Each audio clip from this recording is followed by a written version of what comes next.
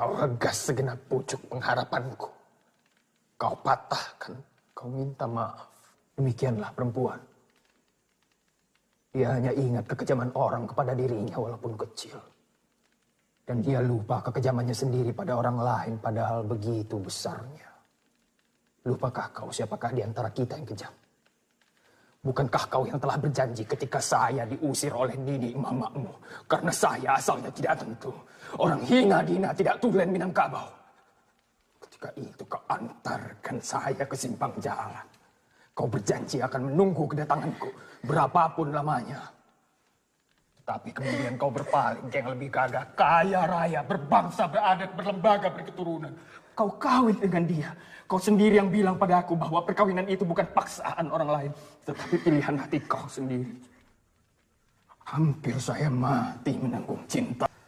2 bulan lamanya saya tergeletak di tempat tidur. Kau jenguk saya dalam sakitku. Menunjukkan bahwa tangan kau telah berinai.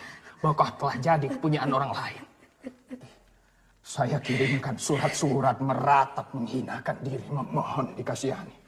Tiba-tiba kau balas saja surat itu dengan suatu balasan yang tersudu di itu. Tak termakan di ayam. Kau katakan bahwa kau miskin, saya pun miskin. Hidup tidak akan beruntung kalau tidak dengan uang. Karena itu kau pilih kehidupan yang lebih senang. Mentereng, cukup uang, berenang di dalam emas bersayap uang kertas. Siapakah yang telah menghalangi seorang anak muda yang bercita-cita tinggi menambah pengetahuan. Tetapi akhirnya terbuang jauh ke tanah Jawa ini.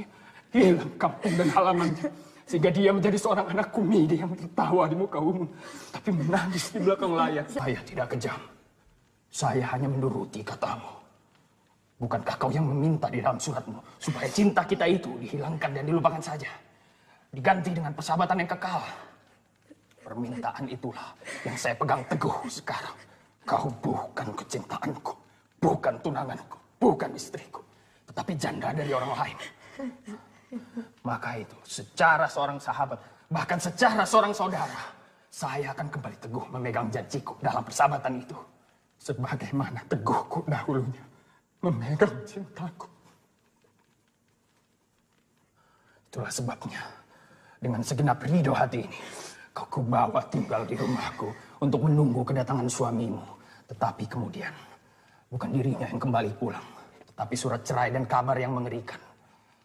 Maka itu, sebagai seorang sahabat pula, kau akan kulepas pulang ke kampungmu, ke tanah asalmu, tanah Minangkabau yang kaya raya, yang beradat berlembaga, yang tak lapuk di hujan, tak lekang di panas.